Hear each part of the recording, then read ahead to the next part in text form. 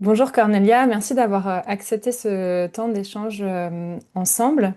Avant qu'on poursuive sur cette thématique kiné et pratique du body mind centering, est-ce que tu pourrais juste te présenter en deux mots? Alors, je suis Cornelia Linke.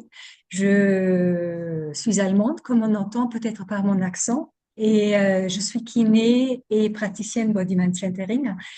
Et je fais la formation en partie en France et en partie en Allemagne. Voilà. Hmm, merci.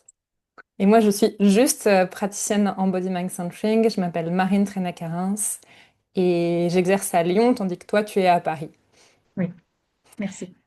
On avait envie de parler ensemble des objectifs qui peuvent être à la fois peut-être différents et parfois se rejoindre aussi entre kiné et body mind centering, et puis de à quel public s'adressaient l'une et l'autre des pratiques. Est-ce que tu peux nous en dire un peu plus à ce sujet?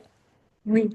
Alors, pour la kiné, je dirais que l'objectif d'une séance de kiné, c'est la plupart du temps, c'est du concret. C'est-à-dire, on va demander des séances où on va se faire prescrire par le médecin des séances de kiné après un trauma, un événement aigu, par exemple une entorse de la cheville.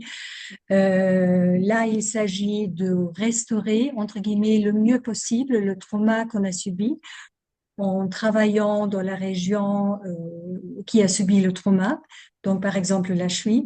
Et ça se fait par un travail manuel dans la région même du trauma et en donnant des exercices adaptés et évolutifs au patient qui est là. On va également travailler dans ce qu'on appelle la prévention secondaire, c'est-à-dire aider le patient d'éviter un second trauma dans cette région-là. Et puis, on va également aider les patients qui sont atteints d'une maladie ou des douleurs chroniques de mieux s'adapter à ces maladies-là et de mieux faire avec, entre guillemets, qui- également en proposant des exercices et une meilleure gestion des symptômes. Ok, merci pour cette présentation. Une autre question qui revient souvent et qui est peut-être une différence majeure entre kiné et body mind centering, ça va être la question du tarif des séances et puis du temps accordé à la personne qu'on accompagne au sein de chaque séance. Est-ce que tu peux nous en parler aussi? Oui, alors pour la kiné, et là je parle que de la kiné, si tu es d'accord, la une partie des séances de kiné est effectivement remboursée ou prise en charge par la sécurité sociale, et une autre partie peut être prise en charge par les mutuelles que la plupart des patients en France ont, et une séance de kiné individuelle va durer entre 20 et 30 minutes. Ok, alors que pour le BMC, qu'est-ce qu'il en est pour les tarifs et le temps des séances? Alors, le temps de séance d'une séance de BMC est la plupart du temps 1 heure, et je dirais que le tarif peut varier entre 60 jusqu'à 90 euros. On est à peu près dans cette zone-là. Et les séances de BMC ne sont pas remboursées par la sécurité sociale. Ouais, exactement, je me retrouve tout à fait dans ce que tu as dit. C'est pareil ici à Lyon que pour toi à Paris.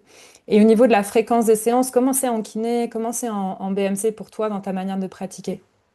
Alors, je dirais que si quelqu'un vient au kiné, je propose 1 à 2 séances selon la thématique, selon la maladie que le patient laquelle vient le patient. Si c'est un trauma aigu, je dirais 2 fois par semaine. Pour certaines patientes, ça peut même être 3 fois.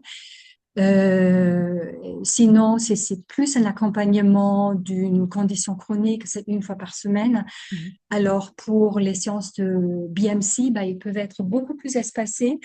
Il n'y a pas de protocole précis et c'est à discuter, c'est à déterminer entre la cliente et la praticienne. Je dirais ça peut être 1 fois par mois, 1 fois tous les 2 mois, et ça peut être au fur et à mesure, éventuellement s'étaler encore davantage, au fur et à mesure que la cliente en BMC va aussi intégrer des moyens et, avec lesquels elle peut pratiquer elle-même et s'approprier, on va dire, le matériel et ce qui est proposé dans une séance de BMC. Mhm. En fait, en kiné, on est plus sur du moyen court terme, alors qu'en body mind centering, on s'installe vraiment sur le temps long et sur la volonté aussi d'autonomisation de la personne qu'on accompagne, voilà, où elle va pouvoir être vraiment actrice dans son parcours de santé, son bien-être, etc. Oui. Euh, et entre les séances, qu'est-ce qui se passe? Qu'est-ce qui se passe entre les séances de kiné et qu'est-ce qui se passe entre deux séances de BMC?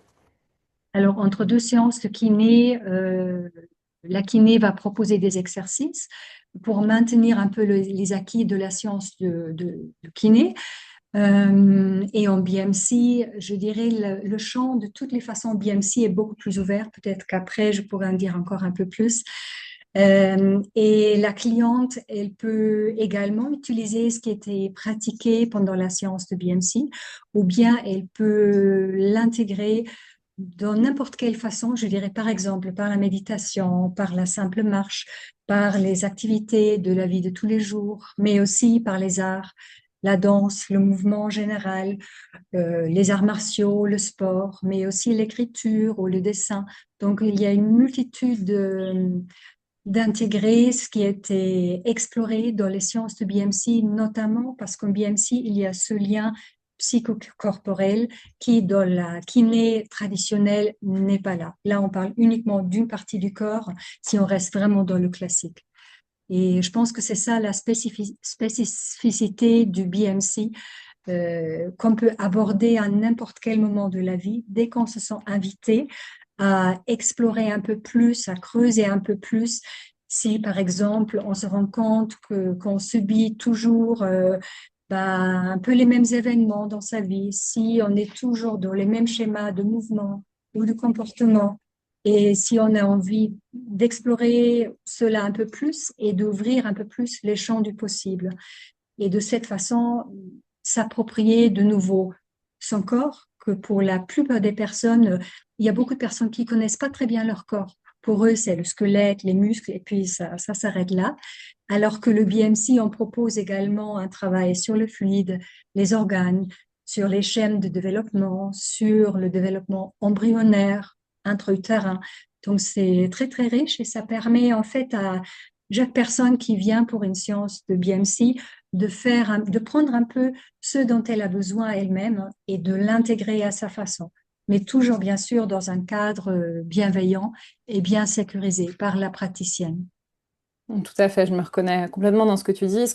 C'est vrai qu'en body mind centering, on va être, j'ai envie de dire, plus spacieux, plus large, à la fois sur le temps qu'on accorde à la personne pour qu'elle intègre les choses, mais aussi, comme tu l'as bien dit, sur les moyens, puisqu'on va utiliser à la fois le mouvement, le toucher, l'anatomie, la physiologie, la parole, pour que chacun, chacune trouve vraiment la porte d'entrée qui va lui parler le plus, et puis aussi comment ensuite le distiller dans son quotidien.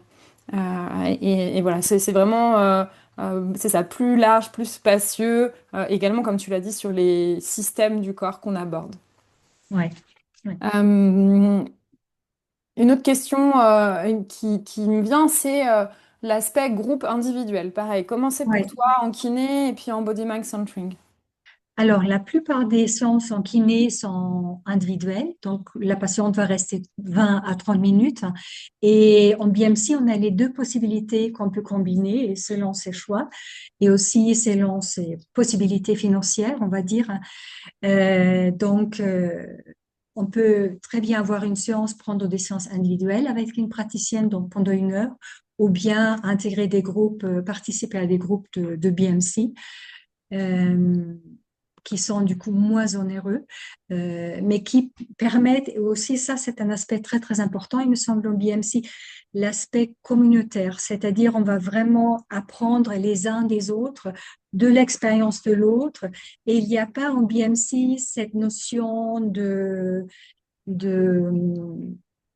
d'expert en soi ou quelqu'un qui sait et l'autre qui ne sait pas. C'est lui qui va donner, qui va ordonner ce qui est à faire et l'autre qui doit d'une façon subir. Mais toute personne qui vient dans un atelier BMC va devenir son propre expert de son propre corps et sa propre actrice. Et de ce fait, les personnes qui viennent dans les ateliers vont aussi toucher comme elles vont être touchées, vont bouger comme éventuellement faire quelqu'un d'autre bouger. Et c'est là-dedans où réside pour moi aussi une très, très grande richesse du BMC, que les gens peuvent au fur et à mesure de nouveau s'approprier leur propre corps et avec ça s'approprier leur propre histoire, euh, puiser vraiment dans la richesse, pardon, de leur perception. Ça aussi, c'est une spécificité du BMC que c'est admis que chaque action que je vais faire dans mon environnement est basée sur ma perception. Comment je sens, comment je ressens, ça va être la base pour ce que je vais faire et comment je vais interagir dans le monde. Et je sais aussi de mon expérience d'enseignante de BMC, quand je donne des cours, combien ça change la perception des personnes qui viennent et comment ils perçoivent autrement leur corps, mais aussi tout ce qui se passe à l'intérieur du groupe. Tu l'as très bien dit, tu l'as même montré avec les mains en Body Mind Centering. On a cette forme de cercle qui est fondamentale où bah, la praticienne en Body Mind Centering va être là plus comme une facilitatrice et une gardienne d'un espace sécure que comme un professeur qui enseignerait à ses élèves qui l'écoutent bien gentiment en face. Cette forme du cercle, elle n'est pas que symbolique, elle est réelle sur la circulation de la parole sur le temps de parole qui va être accordé à chacun, à chacune au sein du groupe. Et au-delà de ce cercle de tout le groupe, effectivement, les temps d'échange deux à deux parmi les participants, les participantes des ateliers, des stages, vont aussi énormément les enrichir. Ouais. Et ça va, encore une fois, dans le sens de euh, euh, s'occuper de sa propre santé, son propre bien-être et gagner en autonomie dans sa vie, son corps, pour tout le reste pour le reste du chemin de la vie qui nous reste Ouais. à Ouais. parcourir. Si je Euh, Si je dis-moi. peux rajouter une chose, aussi le BMC n'est pas hiérarchisé. Déjà, ce que tu as dit toi et ce qu'on avait déjà mentionné avant, qu'il n'y a pas la prof experte qui va enseigner comme du haut vers le bas une sagesse qui va être perfusée sur les élèves, mais aussi chaque personne qui participe, par exemple, à un atelier ou qui vient en individuel peut bouger sans être tenu à une forme ou une chorégraphie spécifique. Ça m'était aussi rapporté par des participantes que c'était très important pour elles. Et de cette façon, les personnes peuvent s'approprier de nouveau leur propre mouvement et trouver du plaisir, même si des façons plus traditionnelles, plus strictes de bouger ne leur convenaient pas avant. Mhm. Donc Merci. c'est, voilà, une liberté, en fait. C'est ça, la liberté, ça c'est hyper important aussi dans la manière qu'on a de transmettre la pratique, le body mind centering. Et on peut peut-être terminer par un point qui est la durée de la formation. C'est combien de temps pour être kiné finalement et c'est combien de temps pour être praticienne en body mind centering?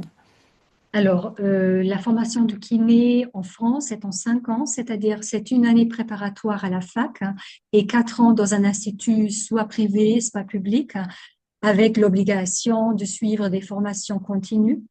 Et pour le BMC, c'est une formation qui dure au moins 4 ans, sachant qu'il y a très peu de personnes qui peuvent le faire en 4 ans parce que c'est très intense et ça se passe dans des modules de 1 à 2 semaines. Et entre ces modules, et j'ai, j'ai même écrit le nombre d'heures, hein. Par exemple, pour les premières euh, 2 ans, avec lesquels on peut devenir éducatrice somatique par le mouvement. Ce sont 525 heures. Pour les prochaines 2 ans, pour devenir praticienne, c'est à peu près le même nombre.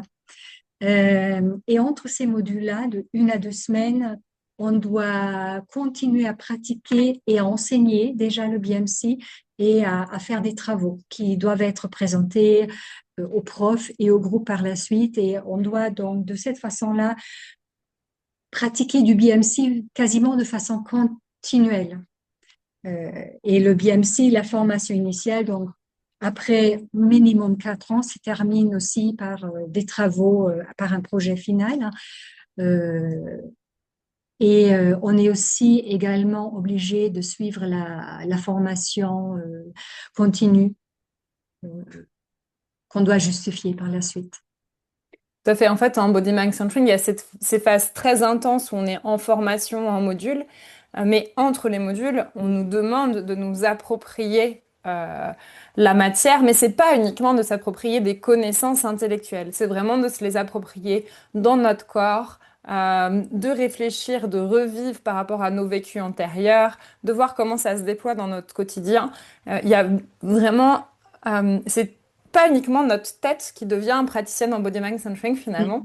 Mm. C'est l'ensemble de nous, tout notre corps, certes notre esprit parce qu'on acquiert des connaissances, tout notre aspect émotionnel qui est en train de devenir praticienne en body mind centering.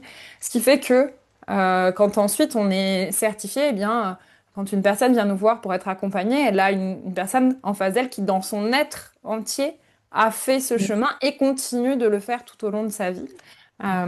Et je pense que ça donne un accompagnement qui est avec beaucoup plus d'unicité, de globalité et beaucoup plus holistique, Oui, en fait, dans notre accompagnement en tant que praticienne en Body Mind Centering. oui, oui. Et c'est bien ça aussi qui est noté dans tous nos livres, tous nos livres de formation, que c'est en fait un processus à vie. Et pour ma part, en tout cas, je peux dire, mais je suppose que c'est pareil pour toi, que le BMC est vraiment la base avec laquelle je chemine dans la vie, tant dans ma vie personnelle que professionnelle, comment je vois, comment je ressens et aussi comment j'agis dans ma vie. C'est vraiment la base pour toute autre pratique, en fait. Tout à fait. Pour toute autre pratique et pour tout aussi moment clé dans nos vies, que ce Oui, soit pour moi, par exemple, la maternité, mais ça peut être aussi la traversée de la maladie ou de la maladie d'un proche. En fait, le BMC va être notre référence pour nous sentir nous-mêmes et savoir comment nous réguler, comment traverser ce passage de vie. oui, Ça va être finalement notre base, notre socle. oui. Ben, Merci. merci beaucoup pour cet échange. J'espère que pour vous qui regardez cette vidéo, ça a clarifié vraiment les spécificités entre kiné et body mind centering et que vous saurez bah, quand vous référez à une praticienne ou un praticien en body mind centering. En fin de description, vous trouverez mes coordonnées et celles de Cornelia. Et on est d'autres professionnels du body mind centering partout sur le territoire français et à l'étranger, par exemple au Québec pour les francophones. N'hésitez pas voilà, à nous contacter, à poser vos questions, à montrer de la curiosité pour notre pratique qu'on trouve si riche et j'ai envie de dire si merveilleuse et importante pour le monde. Merci Marine Avec pour plaisir. cet entretien très intéressant. Et puis à bientôt sur cette chaîne. N'hésitez pas à faire des temps de pratique du body mind centering. J'ai mis à disposition des pratiques très courtes de 5-10 minutes pour que vous puissiez déjà goûter, savourer à cette belle pratique des body mind centering. À bientôt!